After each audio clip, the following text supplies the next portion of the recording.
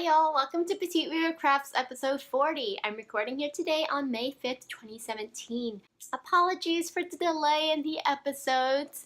I was a little bit busy and I couldn't find a quiet spot at my Coachella Airbnb to vlog for you guys. So sorry. Life gets in the way and I'm sure you guys can understand that. But for this week, I was good. I don't have any new stash, but I do have quite a few works in progress, a pottery update, and a finished object that I forgot to show you guys last time, as well as a few items that I'm queuing up and getting ready to ball up and start soon. So let's go ahead and get started. So first up is a pottery update. I brought home another yarn bowl. I was pretty happy with the way this one turned out. It's a very cute little bowl. It fits a gobstopper or self-striping sock ball really well, as you can see here. I really like the shape of this one, the way it turned out. I was very happy with it. And this was the first yarn bowl that I made with a different clay. You can see here, I mixed in some red clay with the basic white one. So it looks pretty awesome. That's kind of how these little specks came into play. It's the iron content of the reddish clay. I'm still really enjoying my pottery classes and I look forward to it every week. So next up is some works in progress. I've actually lost one of my works in progress. I honestly have no idea where the heck I put it. It was my opal socks, the purple and greenish one. It's living in my Erin Lane bag and it's somewhere and I have no idea where I put it. I was on the second sock. It's somewhere. I know it's in my house, I think somewhere, but have you guys ever lost a project? I don't know where I did with it. I have so many projects ongoing that I guess I just kind of misplaced it. I don't know. But yeah, so that one's gonna be, I guess, in hibernation until I find it again. But I did cast on another pair of socks to take with me to Coachella. I was a little bit worried about having metal needles brought in, so I casted on a pair of socks on wooden needles. So the socks that I cast on is the blueberry waffle sock. The original pattern is written for sport weight yarn, but I just took the stitch pattern from that and used it on a fingering weight yarn because it's a 4-stitch repeat, so I just used it on my 48 stitch count sock. I did a few inches of ribbing and then started the stitch patterning. I don't know if you can tell, it's just a little bit of texture to the sock. And this yarn that I'm using is Twisted Owl Fibers, and the base is a Mohair sock base. I purchased it from their Etsy shop right before they closed down their Etsy shop. They're still selling in retail spaces, but they don't have an Etsy shop anymore. But yeah, this is in Mr. Gray Sky, I think is the name. I don't quite remember, and I don't know where the label is. But yeah, it's a pretty neutral looking sock. It was nice to work on. I'm using my Knitter's Pride Cubics needles, and this is in a size 0. These make me a little bit nervous because they are a little bit flexy, so I'm worried eventually I might accidentally break them. They got through security at Coachella completely fine, but I was right, there are metal detectors, so it's probably good that I switched to the wooden needles, but honestly, the security people didn't even look twice at my yarn, so yeah. I did get a few weird looks while I was knitting in between sets, but... So moving on to my next works in progress, it's my Flyaway Twist, and this is the shawl pattern that's in Interpretations Volume 4, and the pattern is by Veera Valimaki. I think last I left you guys, I was still on the solid part here. I'm probably about 2/3 of the way done through the brioche section. I did have a little bit of a... when knitting attacks, as the Knitmore girls like to say. I don't know if you can tell, but right here, I'm not quite sure what happened, but I dropped a few stitches and then I tried to pick them back up and I almost cried a little bit, but I made the stitch count work, and for the most part, you can't tell that I made a mistake unless you really look at it, but this project did go into timeout for a little bit, and I've been struggling to pick it back up after the flub and fix because I've been a little bit frustrated with it. But I definitely think that the brioche is super squishy and it's really lovely from both sides here. I need to finish this up because I'm getting pretty close anyway. But yeah, after that little flub, I was a little bit discouraged from this project. Even though I fixed it, I just kind of had that moment of like, ugh, I hate this project. But really, I don't. It's gorgeous and it's super squishy. I've just been distracted by a different project recently. And this project is knit up with some Hedgehog fibers, and this hot blazing pink one I'm holding double with some Mohair. And it really does make a lovely halo effect, and it kind of tones down the neon pink so that I feel like it will be a lot more wearable and less intense because of it. Next up is the project that I mentioned is distracting me away from the Flyaway Twist. I'm kind of doing a little knit along with my friend Nicole of MorkMade Fiber. We decided that we wanted to make the shawl after seeing one of our other friends, the bon vivant Jessie, had the most gorgeous shawl, and recently we decided to go ahead and cast on. So we're kind of in like a little knit along / race thing happening right now. But I think she's probably beating me now. I haven't been working on it in the last few days.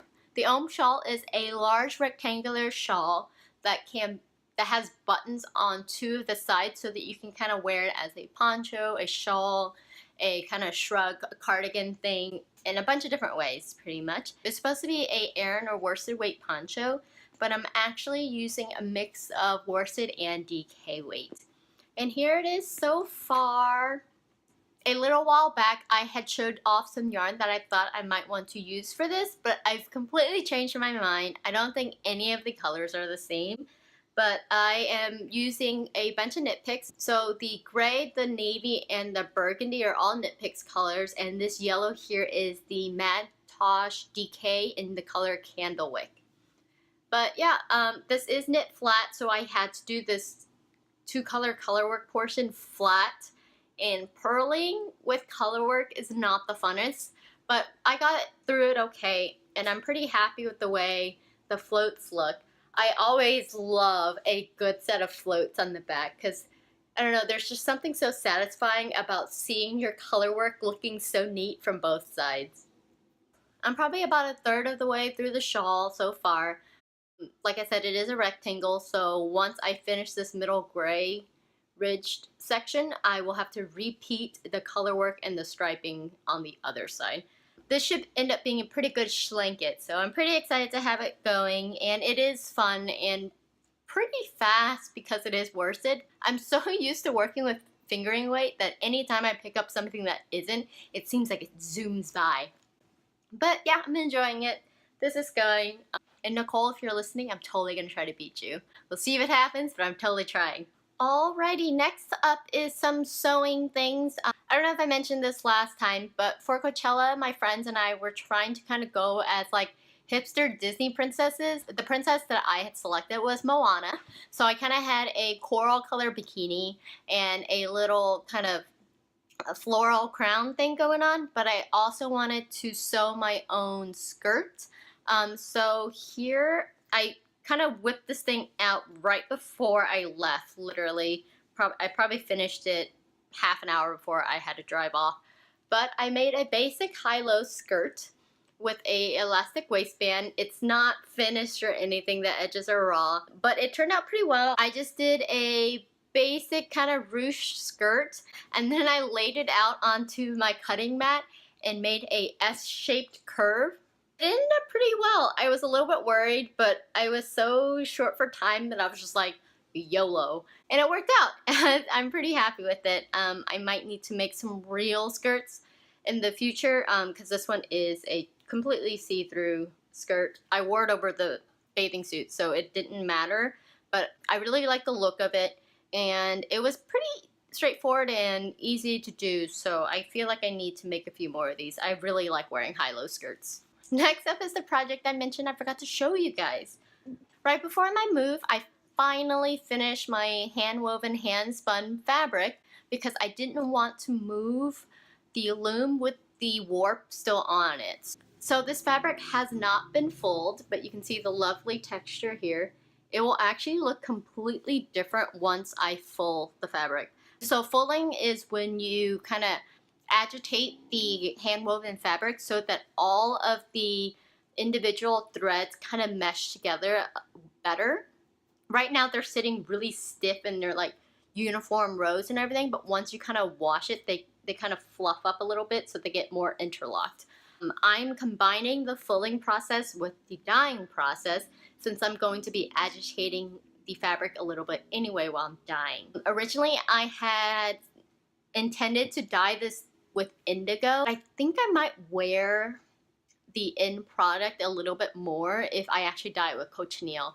I tend to wear more maroons, like a reddish maroon, more so than navy. I am a Texas A&M Aggie, so I do have a stronger preference to maroon, so I think I might go ahead and dye this with cochineal. But yeah, the fabric will look completely different after I wash it. These little sections will kind of like scrunch together a little bit more. But yeah, I'm pretty excited.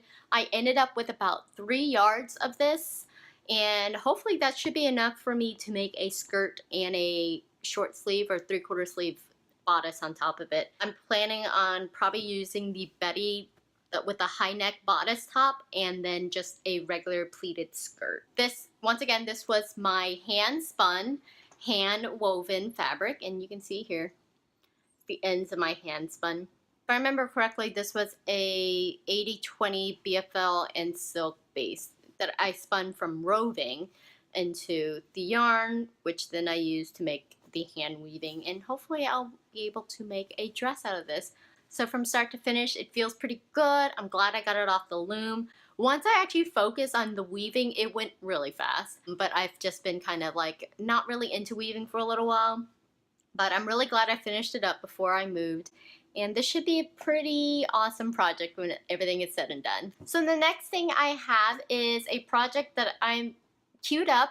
It's the new Mystery Knit Along by Locatelli. It is a 5 skein project, which is giant, and it's supposed to be another rectangle, but in fingering weight. I'm committing to this with a couple of my friends here, and we've all kind of selected our yarn colors. It starts next Friday on the 12th. And the name of the pattern is the Starting Point Mystery Knit Along. Here are the colors that I selected. For the pattern kind of notes and yarn selection, she recommends that you choose a light color, 2 medium accent colors, a variegated, and a super dark color. Luckily, one of my knitting friends came over and helped me dig through my stash and select some colors that would play well together. And the combination that we ended up deciding on was for my light color, which is color A. I have some Texas dyed wool, and the colorway is called The Most. Okay, so it's light with kind of neon speckly colors in there. And then for my color B, I have some Knitpicks Hawthorne in the Compass colorway, which is a basic golden yellow color, which you know I love. For my variegated color, we have some Spectrum fiber, and this skein is called Roses. This is a skein that I picked up at Stitches West. So I'm feeling pretty good about using my Stitches haul to help justify as much yarn as I purchased. So yeah. And then for my color D, I have some more Knitpicks Hawthorne, and this is in the Turkish Delight colorway. And last but not least is some Lisa Souza Heart Twist. And this, I was originally going to use this for another mystery knit along, the Stephen West Building Blocks knit along, but I ended up frogging the entire project because I wasn't that into it after Clue 2. I purchased this yarn at Vogue Knitting Live in Pasadena last year, and the colorway I believe is Mulberry, Marionberry. But yeah, here's all the colors together. I think it should be a lot of fun. I'm pretty excited with the colors that I've selected, and I do like a good schlanket.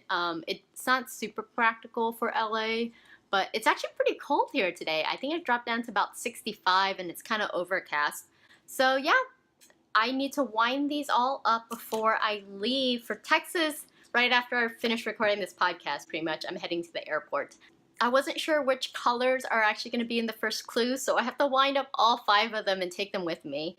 But yeah, I'll be spending a week in Texas to see my family, so that should be really exciting. I haven't been home in a year and a half.